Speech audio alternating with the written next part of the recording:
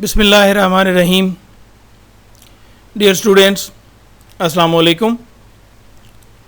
उर्दू जमात हश्तम के आज के लेक्चर के साथ मैं हूं अली इरफान।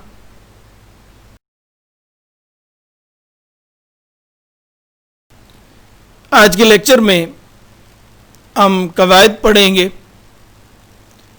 ये हमारा कवायद पर ऑनलाइन लेक्चर सीरीज़ का तीसरा लेक्चर है और इस लेक्चर में हम इसमें नकरा की अक़साम डिस्कस करेंगे और इसमें सिफ़त और इसकी अक़साम डिस्कस करेंगे।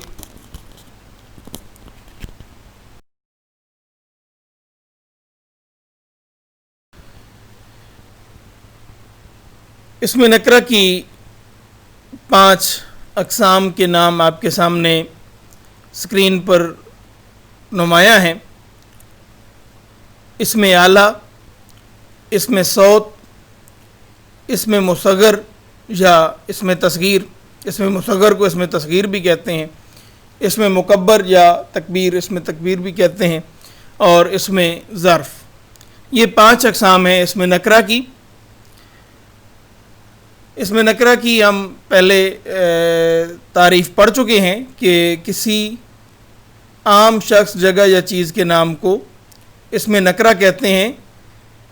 तख़सीस जिसमें ना पाई जाती हो, जिस इसमें उसे इसमें नकरा कहा जाता है, तो बढ़ते हैं इसमें नकरा की पहली किस्म की जानिब। इसमें नकरा की पहली किस्म इसमें आला है, जिसकी तारीफ़ आपके सामने स्क्रीन पर आवेज़ा है। वो इसमें नकरा जो किसी औज़ार या हथियार को ज़ाहिर करे। पहले लेक्चर्स में भी मैंने कहा है कि अगर आप अपने पास तहरीर में लाएंगे, यानी स्लाइड्स की मदद से तारीफ़ें लिखेंगे, तो आपने पूरा जुमला लिखना है। यानी आप इसमें आला की तारीफ़ लिखेंगे तो आप लिखेंगे कि इसमें आला वो इसमें नकरा है जो किसी औज़ार या हथियार को ज़ाहिर करे, या वो इसमें नकरा जो किसी औज़ार या हथियार को ज़ाहिर करे, उसे इसमें आला कहते हैं। मैं समझाने के लिए स्लाइड पे मुख्तसरन लिख देता हूँ। चाकू, छुरी,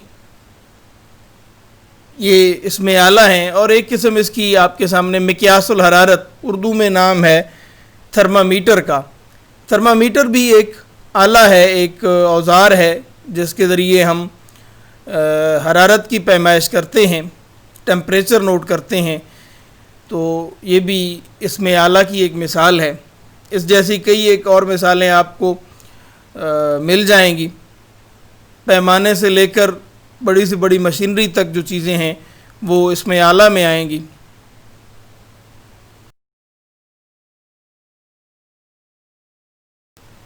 इसमें नकरा की दूसरी किस्म जो है इसमें सौत है। वो इसमें नकरा जो किसी आवाज़ को ज़ाहिर करे, उसे इसमें सौत कहते हैं। सौत नाम से ही ज़ाहिर है, इस किस्म के नाम से इसमें सौत यानी वो इसम जो आवाज़ को ज़ाहिर करे। साएँ साएँ हवा की आवाज़ होती है, कूकू कोयल की आवाज़ होती है। इसी तरह और जानवरों की आवाज़ें भी हैं और मज़ाहिर फ़ितरत की आवाज़ें भी हैं। मसलन छम छम बारिश की आवाज़ को कहते हैं, टन टन बैल की आवाज़ को, घंटी की आवाज़ को कहते हैं। इसी तरह से वोटरगूं जो है वो कबूतर की आवाज़ के लिए इस्तेमाल होता है। तो ये सारे इस्माए सौत हैं, यानी आवाज़ों को ज़ाहिर करने वाले अस्मा।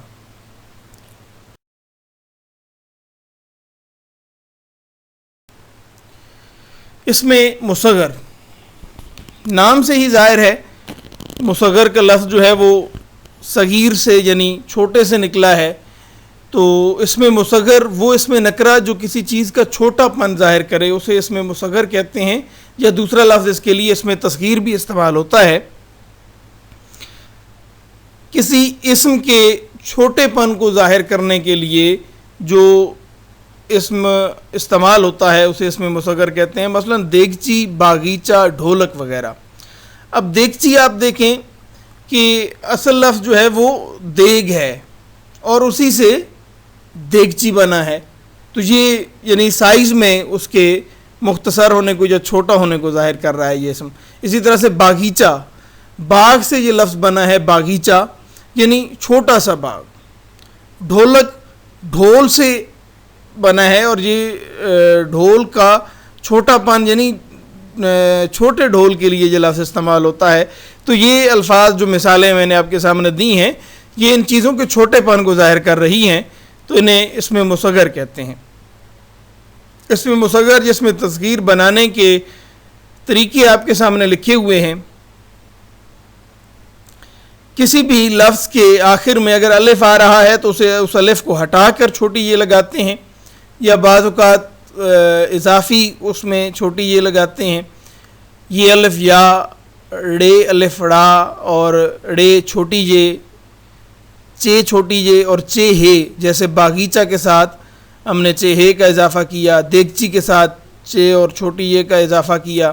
اسی طرح ڈھولک یعنی ڈھول کے ساتھ کیاف کا اضافہ کر کے ہم نے اسم مصغر بنائے. تو یہ اسم مصغر بنانے کے لیے مخصوص یہ آپ لاحقے کہہ سکتے ہیں کہ جو لگائے جاتے ہیں اور ان کی مدد سے اس میں تصغیر بنایا جاتا ہے یا اس میں مصغر بنایا جاتا ہے.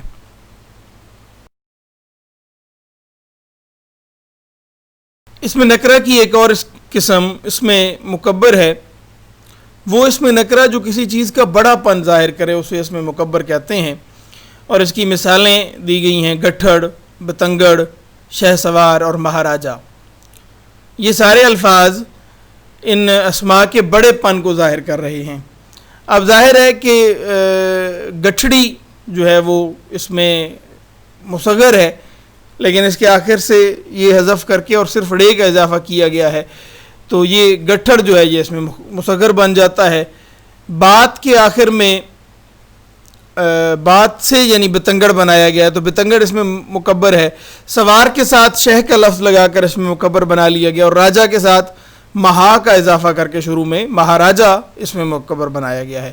تو اس میں مکبر بنانے کے لیے بھی طریقہ لکھا ہوا ہے آپ کے سامنے اسکرین پر کہ لفظ کے آخر میں اگر یہ آ رہی ہے تو یا اسے حذف کریں گے تو اس میں مکبر بن جائے گا. جیسے گٹھڑی کے آخر سے یہ آپ حذف کر دیں تو وہ گٹھڑ بن جاتا ہے، یا بعض جگہوں پہ یہ ہٹا کر اس کی جگہ الف جب آپ لگائیں گے تو اس میں مکبر بن جائے گا. الف جب آپ اس کے آخر سے یہ جب آپ اس کے آخر سے ہٹائیں گے اور الف لگا دیں گے تو وہ اس میں مکبر بن جائے گا. اس طرح سے اس میں مکبر بنانے کی ایک مثال مکڑا ہے. مکڑی کے آخر سے آپ یہ ہٹا دیتے ہیں اور الف لگا دیتے ہیں تو اس میں مکبر بن جاتا ہے، یعنی مکڑی سے مکڑا. اور کسی لفظ کے شروع میں شہ یا مہا کا اضافہ کر دینے سے بھی اس میں مکبر بنا لیا جاتا ہے، جیسے شہ سوار یا شہنشاہ، شہ زور، اسی طرح سے مہاراجہ، مہاکاج وغیرہ.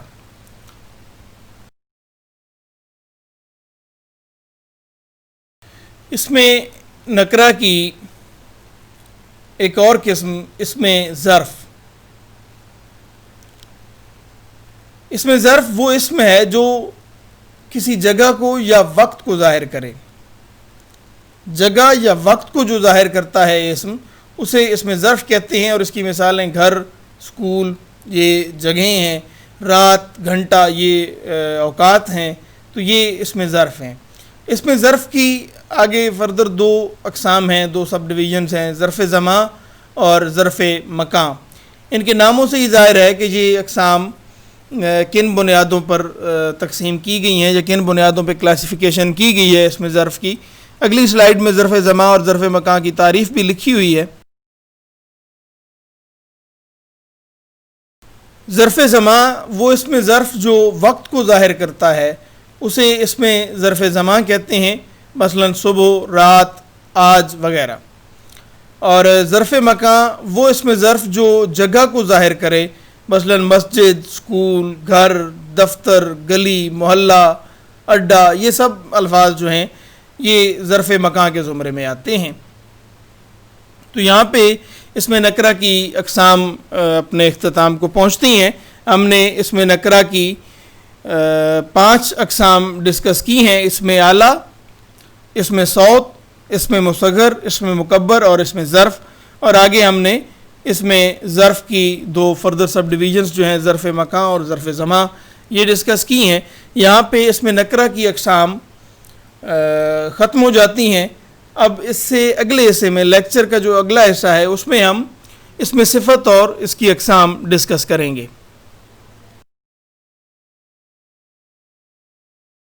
اس میں صفت وہ اسم جو کسی اسم کی یعنی کسی دوسرے اسم کی خصوصیت یا وصف بیان کرے اسے اسم صفت کہتے ہیں۔ نام سے ہی ظاہر ہے صفت خصوصیت یا وصف کو کہتے ہیں، تو اسی نام کی مناسبت سے اسم صفت وہ اسم ہوتا ہے جو کسی دوسرے اسم کی خصوصیت، وصف، خوبی، خامی، اچھائی، برائی، نیکی، بدی، کسی بھی خصوصیت یا وصف کو بیان کرے اسے اسم صفت کہتے ہیں۔ اس کے لیے ایک چیز ذہن میں رہے کہ صرف اچھی خصوصیات یا اچھے اوصاف کی بات نہیں کی گئی، بلکہ کوئی بھی خصوصیت ہو، چاہے خوبی ہو، چاہے خامی ہو، چاہے اچھائی ہو، چاہے برائی ہو، وہ اسم صفت کے زمرے میں آئے گی۔ اور اسم موصوف وہ اسم جس کی خصوصیت یا وصف بیان کیا جائے، یہ اسی اسم صفت کی نسبت سے ہی اسم موصوف ہے کہ جس اسم کی خصوصیت بیان کی جا رہی ہے، وصف بیان کیا جا رہا ہے، اسے اسم موصوف کہتے ہیں۔ اور مثالیں نیچے دی گئی ہیں، ان سے آپ کو اسم صفت اور اسم موصوف کو سمجھنے میں آسانی ہوگی۔ مثلا 3 مثالیں آپ کے سامنے ہیں: عقل مند آدمی، محنتی طالب علم اور تیز رفتار گھوڑا۔ ان مثالوں میں عقل مند، محنتی اور تیز رفتار یہ اسماء صفت ہیں۔ کیونکہ یہ اپنے بعد میں آنے والے جو اسماء ہیں ان کی خوبی، خامی، اچھائی، برائی کوئی نہ کوئی صفت بیان کر رہے ہیں، جبکہ آدمی، طالب علم اور گھوڑا اسم موصوف ہیں، کیونکہ ان تینوں کی، آدمی کی، طالب علم کی اور گھوڑے کی کوئی نہ کوئی خصوصیت بیان کی گئی ہے، یعنی عقل مند ہونا، محنتی ہونا اور تیز رفتار ہونا یہ خصوصیات ہیں، اوصاف ہیں، تو اس لیے یہ آدمی، طالب علم اور گھوڑا اس میں موصوف ہیں۔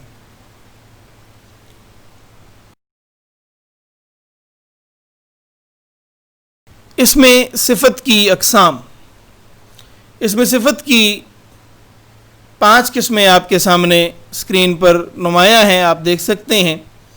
پہلی قسم ہے صفت اصلی یا صفت ذاتی بھی اسے کہتے ہیں۔ دوسری قسم ہے صفت نسبتی۔ تیسری قسم ہے صفت عددی۔ چوتھی قسم ہے صفت مقداری، اور آخری صفت تفضیلی۔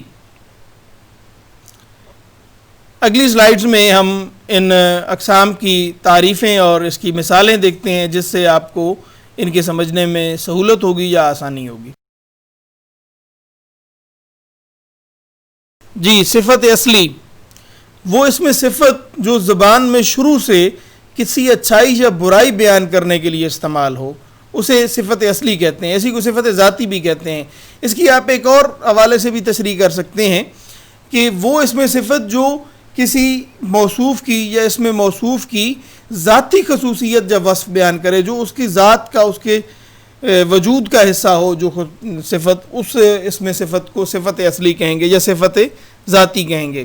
جبکہ دوسری قسم صفت نسبتی ہے، وہ اس میں صفت جو کسی تعلق یا نسبت کی وجہ سے اس میں صفت کے معنی دے، مثلا لاہوری، مدنی، عربی۔ اب اس صفت نسبتی کی معنی کو دیکھتے ہوئے یا تعریف کو دیکھتے ہوئے آپ صفت ذاتی کو بہتر طور پہ سمجھ سکتے ہیں کہ صفت نسبتی کسی تعلق یا نسبت کی وجہ سے جو صفت ہو اسے صفت نسبتی کہتے ہیں، اور صفت ذاتی جو کسی فرد کی، کسی اسم کی، کسی بھی اسم کی، اس میں موصوف کی جو ذاتی خصوصیت ہوگی اسے صفت اصلی یا صفت ذاتی کہیں گے۔ ایک تشریح یا تعریف یہ بھی ہے کہ جو زبان میں لفظ ہے وہ اس میں صفت کسی اچھائی یا برائی بیان کے لیے استعمال کیا جاتا ہو زبان میں، اسے صفت اصلی کہتے ہیں۔ دونوں تعریفیں آپ لکھ سکتے ہیں، اور دونوں بیان اس لیے کر دی ہیں تاکہ آپ کو اس میں صفت کی اس قسم کو سمجھنے میں آسانی ہو یا سہولت رہے۔ دوسری صفت نسبتی ہے جو کسی تعلق یا نسبت کی وجہ سے، مثلا لاہوری، مدنی، عربی۔ اچھا، یہ تو شہروں کی نسبتیں ہیں۔ اس کے علاوہ بھی کئی ایک نسبتیں ہو سکتی ہیں جو مثلا آپ ایک نام دیکھتے ہوں گے جی، لفظ بریلوی، تو خیر وہ علاقے کی نسبت سے ہی ہے، پھر بعد میں وہ ایک عقیدے کی نسبت سے بھی بن جاتا ہے۔ مثلا اطاری، ہمارے ہاں ایک لفظ بہت زیادہ استعمال ہوتا ہے اطاری. تو یہ اطاری جو لفظ ہے یہ اب ایک فرد کی نسبت سے کہا ہے، یہ لفظ استعمال ہوتا ہے، تو یہ بھی صفت نسبتی ہے. اسی طرح سے نقوی، یہ امام نقی علیہ السلام کی نسبت سے. اچھا بخاری، وہ بخارا شہر کی نسبت سے یہ اسماء صفت استعمال ہوتے ہیں، تو یہ صفت نسبتی کی ذیل میں آتے ہیں. یہ تمام جو مثالیں میں نے آپ کے سامنے پیش کی ہیں.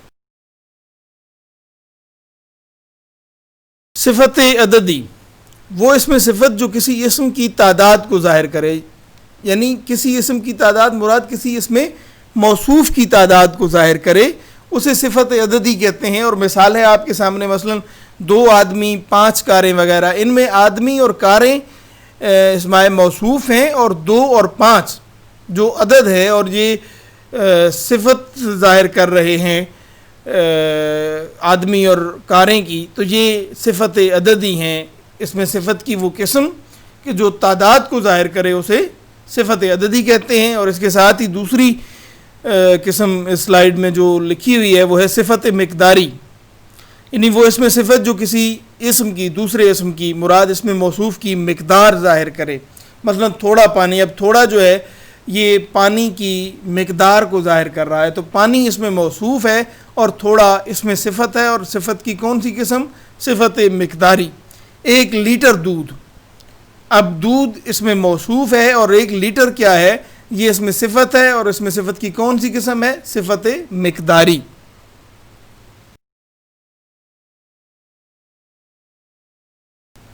آخری قسم ہے اس میں صفت کی صفت تفضیلی. وہ اس میں صفت جس میں کسی دوسرے اس میں موصوف سے موازنہ کا اظہار ملے، یعنی کسی ایک صفت کو کسی دوسرے کی صفت سے بڑھایا یا گھٹایا جائے، یعنی کسی دوسرے اس میں موصوف سے موازنہ جب کیا جا رہا ہے تو اس میں صفت کی وہ قسم صفت تفضیلی کہلاتی ہے. اور چونکہ موازنہ 3 مختلف سطحوں پہ ہوتا ہے، اسی نسبت سے پھر صفت تفضیلی کے 3 درجے بنتے ہیں. میں یہاں پہ بتا دوں کہ اس میں صفت کو انگریزی میں جو آپ پڑھتے ہیں ایڈجیکٹو پارٹس آف سپیچ میں، تو اس میں صفت کو ایڈجیکٹو کہتے ہیں. اور یہ جو اس میں صفت کے یا صفت تفضیلی کے 3 درجے بیان کیے گئے ہیں، یہ ڈگریز آف ایڈجیکٹو ہوتی ہیں کہ جی صفت نفسی، صفت بعض اور صفت کل انہیں اردو میں کہتے ہیں، اور انگریزی میں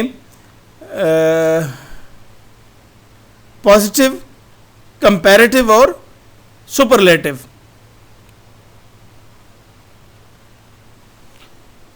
پازیٹیو ڈگری یعنی صفت نفسی، کمپیریٹیو ڈگری یعنی صفت بعض، اور سپرلیٹیو ڈگری یعنی صفت کل.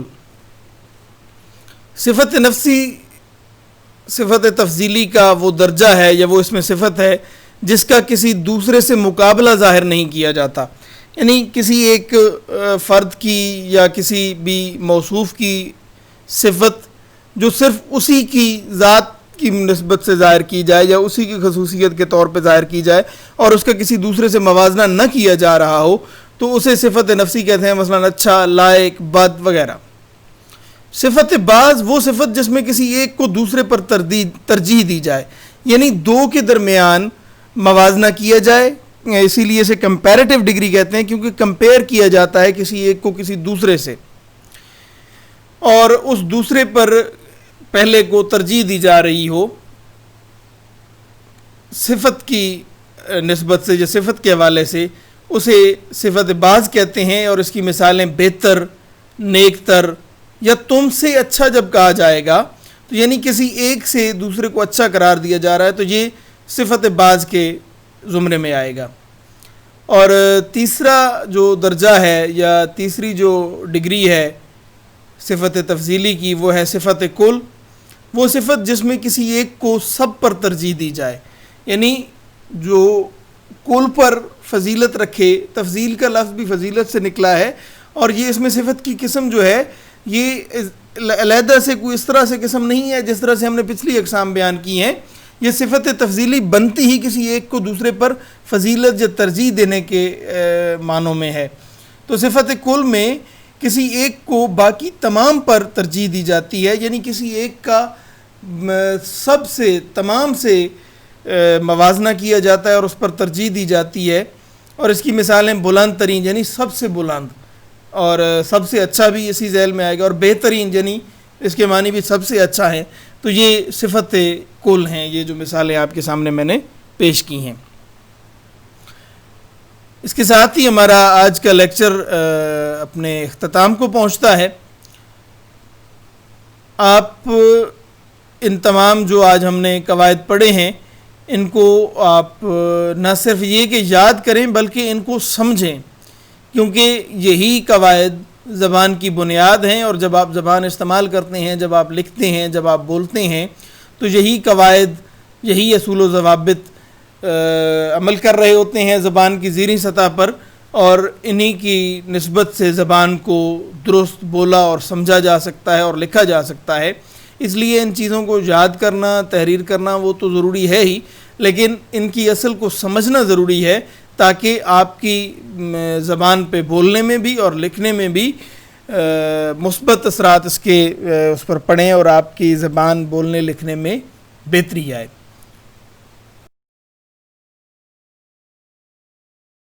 ورک آپ کا کہ جی جتنے قواعد آج ہم نے پڑھے ہیں ان کی تعریفیں تحریر کرنی ہیں، اور جو مثالیں میں نے آپ کو ان سلائیڈز میں پیش کی ہیں، دی ہیں مثالیں، ان مثالوں کے علاوہ دو مثالیں ہر قواعد جو بھی آپ پڑھیں گے ان کی مثالیں جو آپ پڑھ چکے ہیں ان کی دو مثالیں، ان کے علاوہ آپ جو مثالیں پیش کی گئیں ان کے علاوہ آپ دو مثالیں خود سے لکھیں، اور یہ کام آپ لکھ کر لائیں گے۔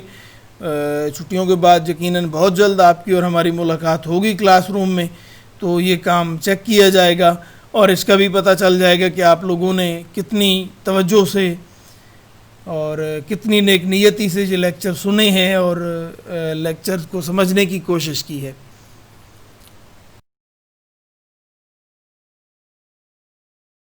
آپ سب لوگوں کے لیے صحت و سلامتی کی دعائیں ہیں۔ خوش رہیں، خوش رکھیں۔ اللہ حافظ۔